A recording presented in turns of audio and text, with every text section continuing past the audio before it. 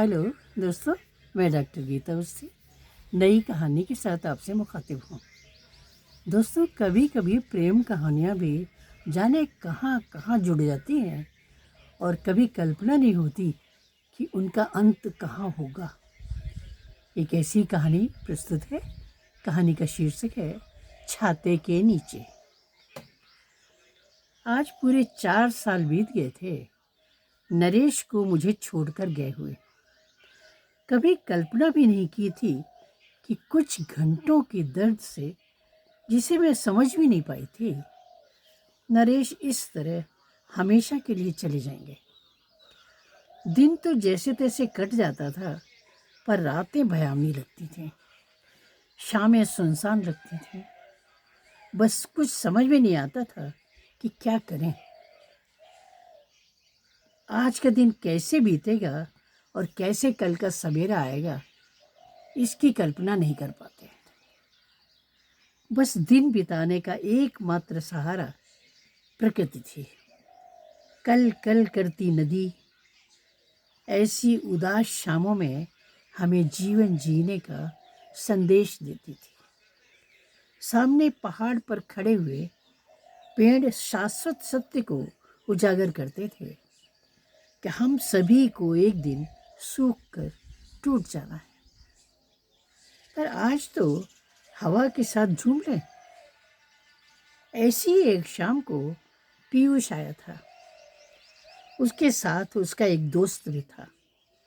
नाम बताया था प्रदीप। आते ही बोला था, नीलम आंटी, ये मेरा दोस्त प्रदीप है।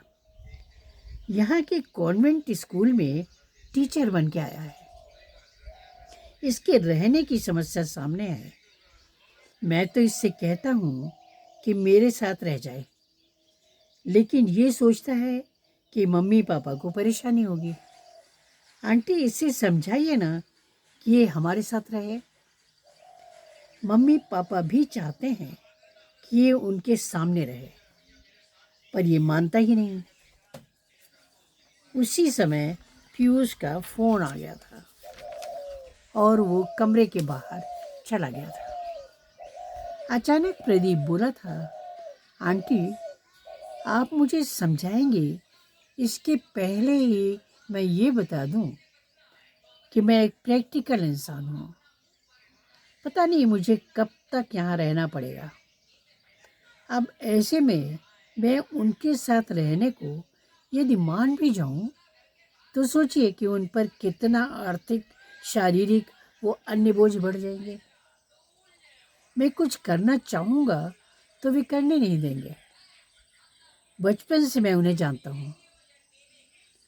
आंटी की भी उम्र हो चली है। वैसे भी उन पर काम का बहुत बोझ है। अब आप ही बताइए, क्या मैं गलत हूँ? पीयूष की अनुपस्थिति में मैंने ये सब इसलिए कहा था कि वैसे वो बुरा मान जाता।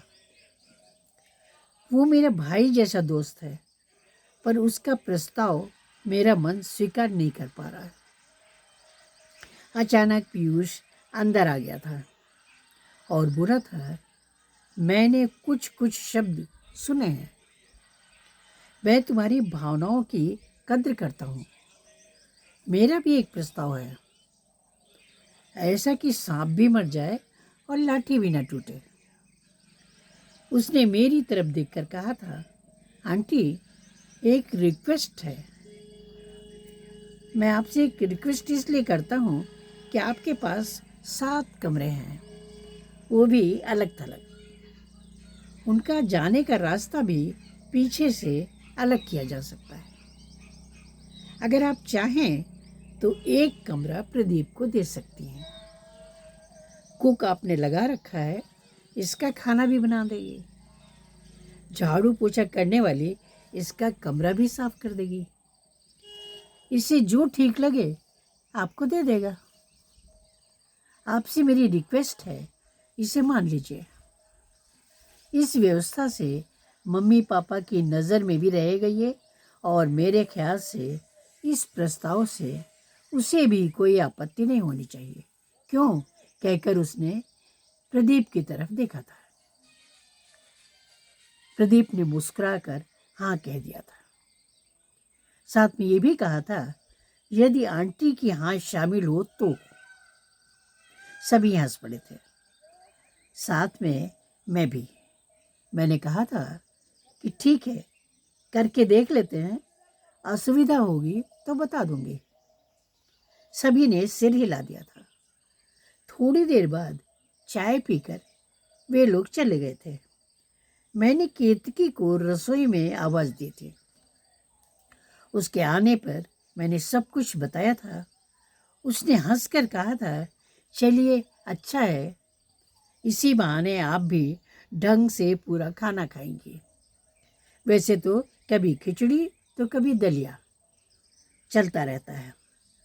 मैंने उसे कह दिया था कि रमोला को भी सब समझा दे कि किनारे वाला कमरा ठीक से साफ करके व्यवस्थित कर दे।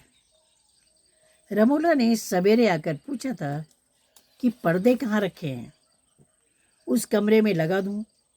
पलंग वगैरह ठीक करके चादर तकिया कवर सब बदल दिया है। मैंने खुद जाकर देखा था, कमरा सुव्यवस्थित था। नरेश अपना लेखन का कार्य इसी कमरे में बैठकर करते थे। शिवांश बड़ा बेटा विदेश चला गया था और हर महीने 30,000 रुपये मुझे क्षतिपूर्ति के रूप में भेजा करता था। छोटी बेटी अपने ससुराल में थी, कभी कभी आकर मुझे देख जाती थी। सुबह बाहर बैठी चाय पी रही थी कि बाहर से प्रदीप आता दिखा था। पैर छूकर बोला था, सामान ले आऊं आंटी? मैंने हाँ में सिर हिला दिया था। प्रदीप व पीयूष ने 2 चक्कर लगाकर सामान लाकर सामने रख दिया था। फिर मुझसे पूछा था कि कौन से कमरे में सामान लगाना है। मैंने बता दिया था। सामान तो क्या था, बस उसके पहनने के कपड़े, कुछ गर्म कपड़े, वो कुछ किताबें, बस यही उसका सामान था। उसने कमरे में लगी हुई मेज पर अपनी किताबें रख दी थी। अटैची किनारे लगी हुई छोटी सी बेंच पर रख दिया था। एक बैग था, उसे भी उसने करीने से लगा दिया था। मैंने उससे पूछा था, हेल्प की ज़रूरत हो तो बताना, रमोला को भेज दूंगी।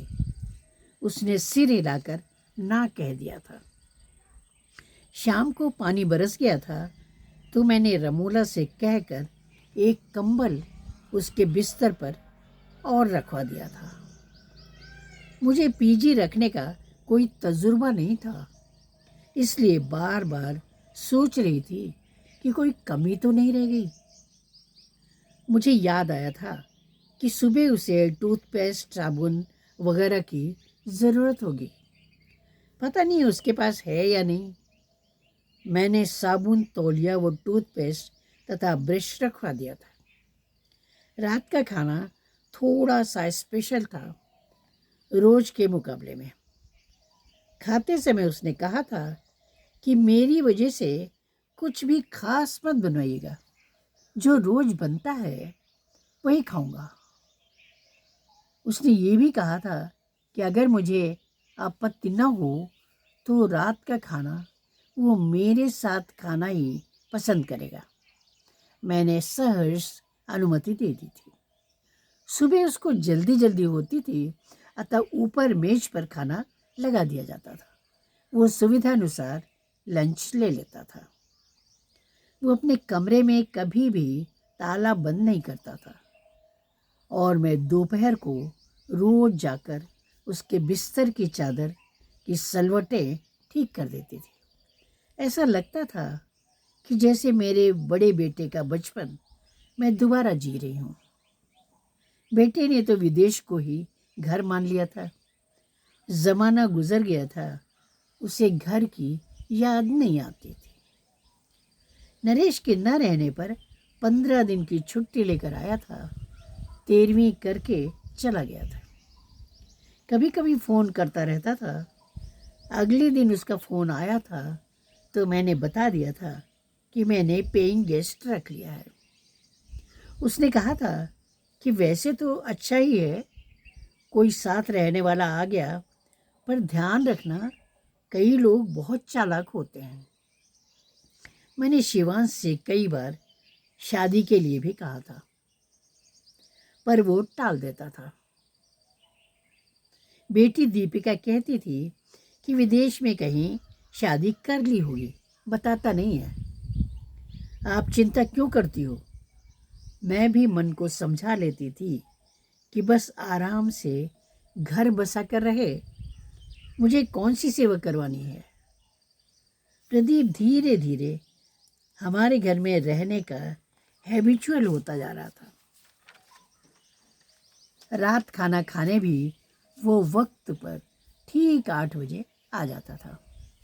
केतकी पास में ही रहती थी। रात को गरम रोटी सेक कर खिलाकर रसोई समेट कर तब जाती थी, क्योंकि सुबह की चाय मैं अपने आप बनाती थी। बनाती क्या थी, बनानी पड़ती थी। केतकी का बेटा सुबह स्कूल जाता था और वो उसकी पूरी तैयारी करके उसे भेजकर तब आती थी। मैं सुबह की चाय जल्दी पीती थी। अगले दिन मैं सुबह बरामदे में बैठी चाय पी रही थी, तभी पीछे के किचन गार्डन से होते हुए प्रदीप सामने आया था। मैंने उसे टोका था, सामने से घर के अंदर से आ जाते। नहीं आंटी, नियम पालन करने के लिए होते हैं। फिर मुझे कोई दिक्कत नहीं है, होगी तो बता देंगे। मैं इसकी चाय बनाने के लिए उठी थी तो उसने कहा था, आंटी अगर आप अन्यथा न लें तो मुझे किचन दिखा दें, सुबह की चाय मैं बना लिया करूँगा। मैं आपको यकीन दिलाता हूँ कि चाय मैं अच्छी बनाता हूँ।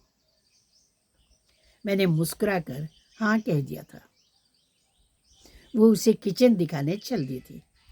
फ्रिज में दूध रखा रहता है, ये भी बता दिया था। उस दिन भी प्रदीप ने अपनी चाय स्वयं बनाई थी। वो मुझे भी थोड़ी सी चाय चखने के लिए दी थी, क्योंकि उसमें शक्कर पड़ी हुई थी और मैं डायबिटिक थी। चाय सचमुच अच्छी बनी थी। मैंने हंसकर कहा था, प्रदीप तुम प्री टेस्ट में तो पास हो गए।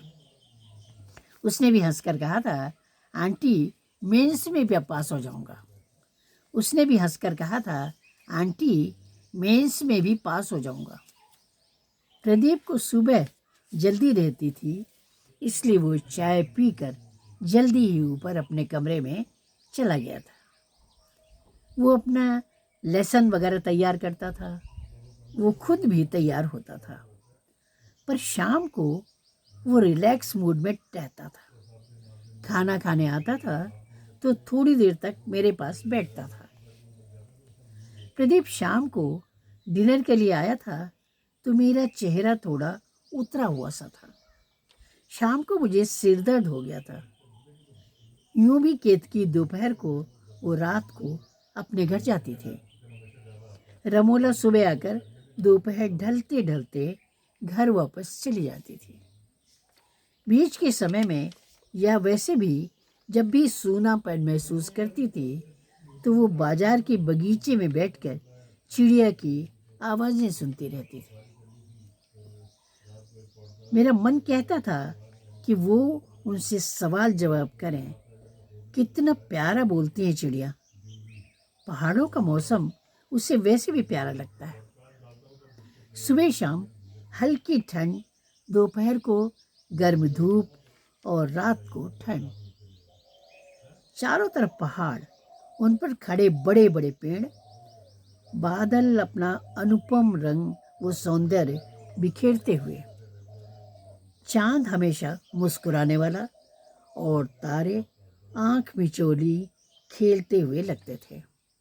सब कुछ इतना प्यारा सा लगता रहा है हमेशा से कि उसे नरेश पर प्यार और बढ़ जाता था। अगली दोपहर पानी कुछ जल्दी ही बरस गया था और वो बरामदे में बैठी बारिश की बूंदें निहार रही थी। तभी प्रदीप आता दिखा था। उसने आवाज़ लगाई थी कि प्रदीप आकर चाय पी लो, भीग गए हो गए। प्रदीप बरामदे में आ गया था। वो बोला था, आंटी कल से छाता लेकर जाऊंगा, आज बाजार से ले आता हूँ अभी। मैंने कहा था, मेरे पास 2 छाता है, एक तुम ले जाना। उसने बच्चों की तरह सिर हिला दिया था। नीलम ने छाता लाकर उसे दे दिया था। वो केतकी से चाय के लिए बोल दिया था। थोड़ी देर प्रदीप गुमसुम सा रहा था, फिर बोला था, आंटी आप मेरा ख्याल बिल्कुल माँ की तरह रखती हैं। मैं तो बहुत लापरवाह हूँ। माँ होती तो संभाल भी लेती। मैंने पूछा था, तुम्हारी माँ नहीं है? मैं जब छोटा था तभी माँ व बाबूजी दोनों ही नहीं रहे थे। उसने कहा था, खेत में काम कर रहे थे, बिजली गिरी थी, वो दोनों ही खत्म हो गए थे। चचेरी मौसी ने पाला पोसा था, अब वे मौसी भी नहीं रही। अगला दिन रविवार का था और प्रदीप की छुट्टी थी। वो सुबह जल्दी ही नीचे आ गया था। मैं अपनी सुबह की दिनचर्या निपटा कर बरामदे में बैठी थी। तभी बारिश आ गई थी। हल्की ठंड सी महसूस हो रही थी, इसलिए मैं उठी थी कि शॉल उठाकर ओढ़ लूं। उठते ही अचानक मुझे चक्कर सा आ गया था और संभलते संभलते भी मैं गिरने लगी थी कि प्रदीप ने संभाल लिया था। छूते ही वो बोला था, आंटी आपको तो बहुत तेज बुखार है। उसने मुझे बेडरूम में लिटा दिया था और फ्रीज़र में से बर्फ निकालकर ठंडे पानी की पट्टी सिर पर रखने लगा था। थोड़ी देर में बुखार कुछ कम लगने लगा था। तब तक केतकी आ गई थी और वो मेरे लिए अदरक की चाय बोलकर बाजार चला गया था। थोड़ी ही देर में वो दवा लेकर आ गया था। उसने सुबह शाम मुझे पानी के साथ दवा खाने को दी थी। मैंने कहा था कि मैं ले लूँगी, तो उसने कहा था, आंटी रखने से दवा खाना भूल जाते हैं, इसलिए दवा हमेशा पानी के साथ ही मरीज को देते हैं ताकि फौरन दवा खाई जा सके। दोनों ही हंसने लगे थे। 2 दिन बाद मैं बिल्कुल ठीक हो गई थी, पर प्रदीप ने अपना पूरा पूरा समय मुझे दिया था। मन में आया था कि इतने अच्छे इंसान से ईश्वर ने परिवार का प्यार क्यों छीन लिया था। उसके साथ अन्याय है ये। अगली शाम वो बाहर निकल कर खड़ी थी कि उसने प्रदीप को छाता लगाकर आते देखा था, पर उसके साथ एक लड़की भी थी जिसे वो पहचानती नहीं थी। प्रदीप ने उसे हाथ से इशारा किया था कि वो आ रहा है। वो दोनों एक ही छाते में एक साथ चलते हुए बहुत अच्छे लग रहे थे। उसके दिमाग में खलबली सी मच गई थी। 35 वर्ष पूर्व का नरेश उसके सामने खड़ा था।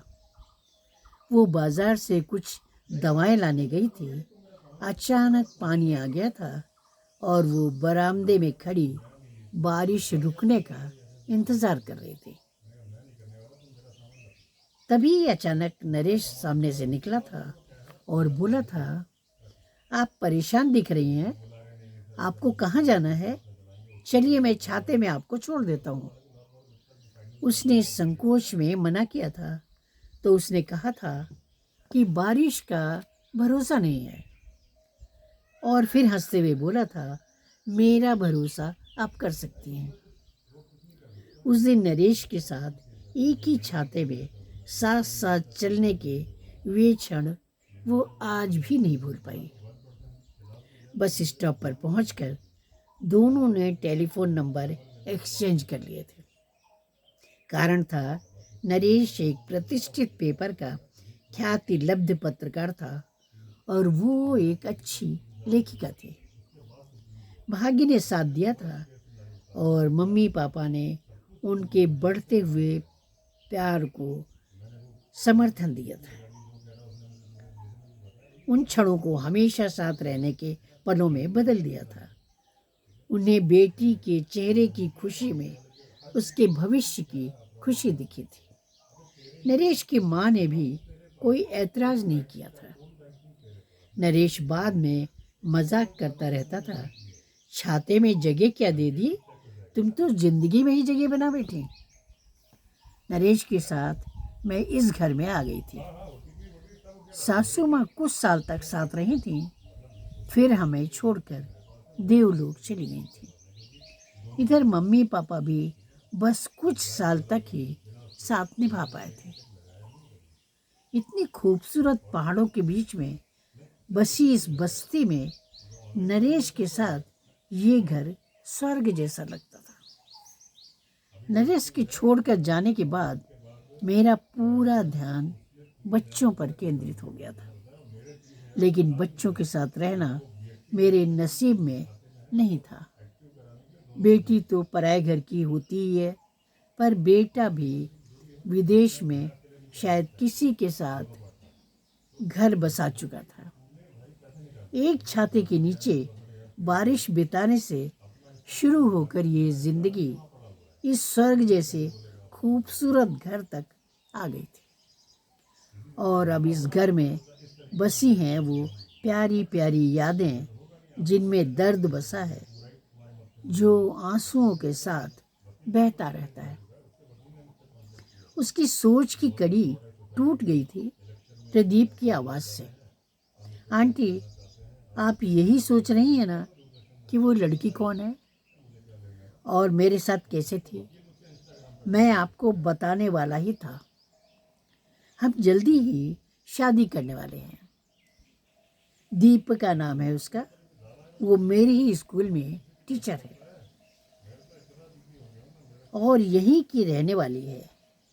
मैंने उसी के कारण इस स्कूल में काम लिया है।